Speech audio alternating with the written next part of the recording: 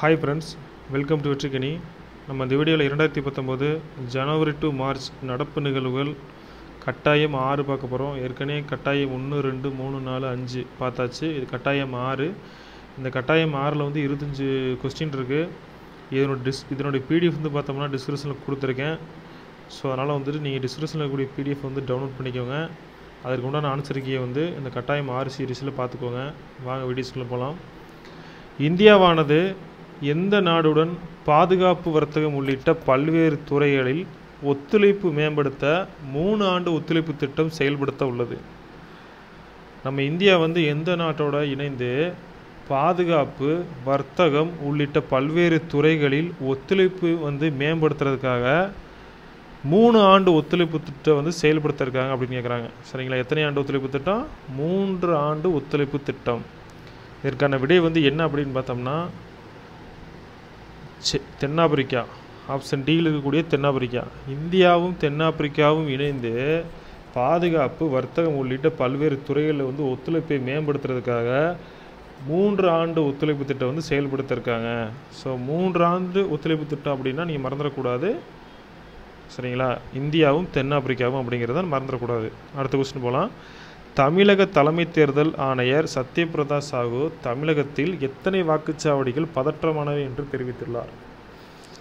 நம்ம தமிழகத்தில் எத்தனை வாக்குச்சாவடிகள் அண்மையில் வந்து பதற்றமானவை என்று அறிவிக்கப்பட்டன? இதைத்தான் நம்ம இப்போ பார்க்க போகிறோம். எத்தனை வாக்குச்சாவடி அப்படின்னு பார்த்தோம்னா 7316 வாக்குச்சாவடிகள். சரிங்களா? 7316 வாக்குச்சாவடிகள் ஆப்ஷன் சி.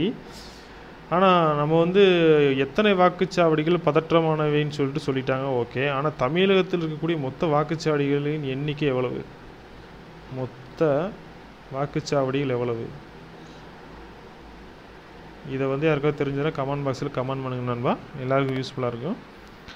அதுக்கடுத்து 2019 அண்மையில் வெளியிடப்பட்ட சிறந்த அறிவியல் ஆராய்ச்சி கட்டுரைகள் வெளியிடும் நாடுகளின் பட்டியலில் இந்தியா பெற்றுள்ள இடம் என்ன? 2019 அண்மையில் வெளியிடப்பட்ட சிறந்த அறிவியல் ஆராய்ச்சி கட்டுரைகளில் வெளியிடும் நாடுகளோட பட்டியலில் வந்து இந்தியா வந்து எத்தனை இடம் பிடிச்சிருக்கு அப்படின்னு கேட்குறாங்க. இதற்கான விட வந்து பார்த்தோம்னா ஆப்ஷன் பியில் இருக்கக்கூடிய 5. நெக்ஸ்ட் கரண்ட் அஃபேர்ஸ் போகலாம். இந்தியாவின் முதல் எலும்பு மஜ்ஜை தானம் செய்த பெண் என்று பெருமை பெற்றவர் யார்? இந்தியாவின் முதல் எலும்பு மஜ்ஜை தானம் செய்த பெண் என்ற பெருமையை பெற்றவர் யார்? இதற்கான விடை மாசிலாமணி. இதற்கான விடை Masilamani option A. Next current affairs. 49வது பொருளாதார மாநாடு அண்மையில் எங்கு நடைபெற்றது? 49வது பொருளாதார மாநாடு அண்மையில் எங்கு நடைபெற்றது? இதற்கான விடை டாவோஸ், சுவிட்சர்லாந்து. Davos, Switzerland. 49வது பொருளாதார மாநாடுனா மறந்துடாதீங்க, டாவோஸ். மிசோரம் மாநில முதல் லோக் ஆயுக்தா நீதிபதியாக பதவியேற்றவர் யார்? மிசோரம் மாநில முதல் லோக் ஆயுக்தா நீதிபதியாக பதவியேற்றவர் யார்? ஆப்ஷன் பியில் இருக்கக்கூடிய சி லால்சவா. ஆப்ஷன் பியில் இருக்கக்கூடிய சி லால்சவா. காலநிலை மாற்றத்தின் தாக்கத்தை குறைக்கும் சாதகமான மண் மற்றும் நீர்வள பாதுகாப்பு தொழில்நுட்பங்கள் குறித்த 28வது தேசிய கருத்தரங்கு எங்கு நடைபெற்றது? காலநிலை மாற்றத்தின் தாக்கத்தை குறைக்கும் சாதகமான மண் மற்றும் நீர்வள பாதுகாப்பு தொழில்நுட்பங்கள் குறித்த 28வது தேசிய கருத்தரங்கு எங்கு நடைபெற்றது?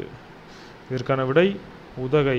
ஆப்ஷன் பியில் இருக்கக்கூடிய உதகை. எத்தனையாவது கருத்தரங்கு? 28வது தேசிய கருத்தரங்கு. மறந்துடாதீங்க. India trade promotion organisation ITPO அமைப்பால் நடத்தப்படும் 34வது ஆகார் சர்வதேச உணவு மற்றும் விருந்தோம்பல் மாநாடு எங்கு தொடங்குகிறது? அதாவது எத்தனையாவதுன்னு நம்ம ஃபஸ்ட்டு பார்த்துக்கணும். 34வது ஆகார் சர்வதேச உணவு மற்றும் விருந்தோம்பல் மாநாடு. சரிங்களா? இது எங்கே ஸ்டார்ட் ஆகுது அப்படின்னு கேட்குறாங்க. அதற்கான விடை வந்து பார்த்தோம்னா ஆப்ஷன் ஏயில் இருக்கக்கூடிய புதுடெல்லி. நெக்ஸ்ட் கரண்ட் அஃபேர்ஸ் போகலாம். கீழ்கண்டவற்றுள் தவறான இணையை தேர்ந்தெடுக்க. திட்டங்களும் துவக்கப்பட்ட மாநிலங்களும். திட்டங்களும் துவக்கப்பட்ட மாநிலங்கள்னு சொல்லிட்டு கீழ்கண்டவற்றில் எது தவறானது அப்படின்னு சொல்லிட்டு கேட்குறாங்க. ஓகே. பிஜு ஸ்வத்திய கல்யாண் யோஜனா அப்படின்னு ஒரு திட்டம். இது வந்து ஒடிசான்னு கொடுத்துருக்காங்க. ஆப்ஷன் பியில் வந்து முக்கிய மந்திரி யுவசுமியன் யோஜனா மத்திய பிரதேசம். மல்கானா டெல்லி. ஒரு குடும்பம் ஒரு வேலை மேற்கு வங்கம். ஸோ வந்துட்டு ஆப்ஷன் டி தான் தவறுன்னு சொல்லிட்டு எல்லாத்துக்குமே தெரிஞ்சிருக்கும் அதிகபட்சம். ஏன்னா சிக்கிம் மாநிலத்தினுடைய முதல்வர் தான் ஒரு குடும்பம் ஒரு வேலைன்னு சொல்லிட்டு ஒரு திட்டத்தை வந்து என்ன பண்ணியிருந்தார், சொல்லியிருந்தார். உண்மையிலே ரொம்ப ஒரு அருமையான திட்டம், ஒவ்வொரு குடும்பத்தில் இருக்கிறவங்களுக்கும் ஒரு அரசாங்க வேலை அப்படின்னு. ஸோ அதனால் மேற்கு வங்காளம்ன்றது வந்து தவறானது. இந்த இடத்துல வந்து சிக்கிம் வரணும். சரிங்களா, சிக்கிம். இதெல்லாம் நான் வச்சுக்கேன். இந்த திட்டம்லாம் திட்டமே வந்து பார்த்தோம்னா இப்போ உங்களுக்கு வந்து 2019 ஸ்டார்ட் ஆகி ஜனவரியிலேருந்து, சரிங்களா, ஜனவரியிலேருந்து மார்ச் ஒரு 10ஆம் தேதி வரைக்கும் பார்த்தோம்னு வச்சுக்கோங்க. மார்ச் 10 வரைக்கும் திட்டங்கள் புதுசாக ஸ்டார்ட் பண்ண அந்த திட்டம், அந்த ஸ்கீம்ஸ் மட்டுமே வந்து 100க்கு மேலே இருக்குது. 100 திட்டங்களுக்கு மேலேயே வந்து நான் எங்களோட கரண்ட் ஆஃபீஸில் வெட்டகினி கரண்ட் ஆஃபீஸில் போட்ட பிடிஎஃப்பில் எண்ணி பார்த்தா ஜனவரி மாதம் 48 வருது, 48 49 வருது. பிப்ரவரிலேயும் அதே மாதிரி வருது. இப்போ வரைக்கும் மார்ச் வரைக்கும் பார்த்தீங்கன்னா கண்டிப்பாக 100 தாண்டி இருக்கும் உங்களுக்கு வந்து. அதனால் திட்டங்களை பற்றிய கேள்விகள் வந்து என்ன செய்வாங்க, கண்டிப்பாக கேட்பாங்க. அதனால் நீங்கள் வந்து பார்த்துக்கோங்க. என்சிசி நேஷனல் கேடட் கார்ப்ஸ் இன் நிர்வாக இயக்குநராக நியமிக்கப்பட்டவர் யார்? 10க்கான விடை வந்து ராஜீவ் சோப்ரா அப்படிங்கிறது. 10க்கான விடை வந்து ராஜீவ் சோப்ரா. உலக தங்க கவுன்சில் அறிக்கையின்படி தங்க கையிருப்பு பட்டியலில் இந்தியா எத்தனாவது இடத்தில் உள்ளது? இதற்கான விடை வந்து பார்த்தோம்னா ஆப்ஷன் பியில் இருக்கக்கூடிய 11வது இடம். நெக்ஸ்ட் கரண்ட் போகலாம். இப்போ வந்து நம்ம இந்தியா வந்து தங்க கையிருப்பு, அதாவது தங்க வச்சிருக்கக்கூடிய நாட்டில் வந்து 11வது இடத்துல இருக்குது. உலக வங்கியின் நிதி உதவியுடன் தமிழகத்தில் எத்தனை கோடி ரூபாய் மதிப்பீட்டில் பல்வேறு சுகாதார சீரமைப்பு திட்டங்கள் அடுத்த 5 ஆண்டுகளுக்கு செயல்படுத்தப்பட உள்ளன? ஸோ நமக்கு கவனிக்க வேண்டிய விஷயம், எந்த வங்கி பார்த்தோம்னா உலக வங்கியோட உதவியோட தமிழ்நாட்டில் எத்தனை கோடி ரூபாய் மதிப்பீட்டில் பல்வேறு சுகாதார சீரமைப்பு திட்டங்கள் அடுத்த 5 ஆண்டுகளுக்கு செயல்படுத்தப்பட உள்ளன அப்படின்னு கேட்குறாங்க. எத்தனை கோடி அப்படின்னு பார்த்தோம்னா ஆப்ஷன் டியில் இருக்கக்கூடிய 2685 கோடி. சரிங்களா, 2685 கோடி. நெக்ஸ்ட் கண்டபிஸு, நாடு முழுவதும் எத்தனை வாக்காளர்கள் உள்ளதாக தேர்தல் ஆணையம் அண்மையில் தெரிவித்தது? நம்ம இந்தியா ஃபுல்லாக எத்தனை வாக்காளர்கள் இருக்கிறதா வந்து தேர்தல் ஆணையம் சொன்னாங்க அப்படின்னு கேட்குறாங்க. அதாவது 89,78,11,627. சரிங்களா, ஆப்ஷன் வி 89,78,11,627. நெக்ஸ்ட் கண்டக்ஸ் போகலாம். நேதாஜி சுபாஷ் சந்திர போஸ் அருங்காட்சியகம் 2019 ஜனவரி 23 அன்று எங்கு திறந்து வைக்கப்பட்டது? என்ன, அதாவது நேதாஜி சுபாஷ் சந்திர போஸ் அருங்காட்சியகம் 2019 ஜனவரி 23 அன்று எங்கு திறந்து வைக்கப்பட்டது? 14க்கு வந்து பார்த்தோம்னா புதுடெல்லி தான் ஆன்சர். அதுக்கடுத்து 15 பொய் செய்திகளை கண்டறிவதற்கான வழிமுறைகளை வகுப்பது உள்ளிட்ட 29 தனிநபர் மசோதாக்கள் மக்களவையில் நிறைவேற்றப்பட்ட நாள் என்ன? பொய் செய்திகளை கண்டறிவதற்கான வழிமுறைகளை வகுப்பது உள்ளிட்ட 29 தனிநபர் மசோதாக்கள் மக்களவையில் நிறைவேற்றப்பட்ட நாள் என்ன? இதற்கான விடை ஆப்ஷன் சி 8/2/2019. 8/2/2019.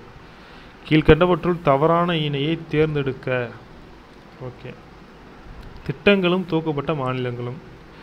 ஜெய் கிசான் ரின் முக்தி யோஜனா மத்திய பிரதேசம். Atal solar Krishi pump Yojana Assam. பிரவசி தீர்த்த தர்சன் யோஜனா டெல்லி.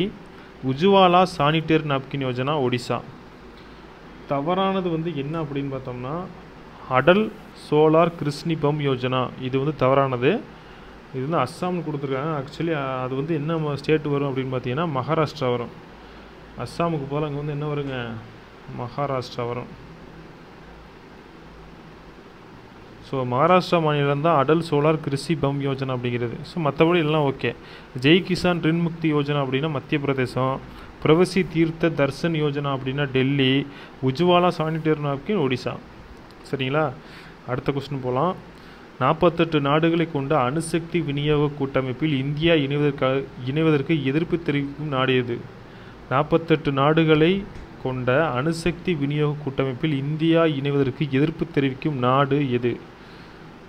எதிர்ப்பு தெரிவிக்கக்கூடிய நாடு வந்து எங்கள் எல்லாத்துக்குமே தெரியும் என்ன நாடு அப்படின்னு. 48 நாடுகளை கொண்டு அணுசக்தி விநியோக கூட்டமைப்பு. சரிங்களா? சீனா தான் என்ன செய்கிறாங்க, எதிர்ப்பு தெரிவிக்கிறாங்க. ஆனால் இன்னொரு விஷயம் என்னென்னா, ஆதரவு தெரிவிக்கக்கூடிய நாடு எதுன்னு பார்த்தோம்னா அமெரிக்கா.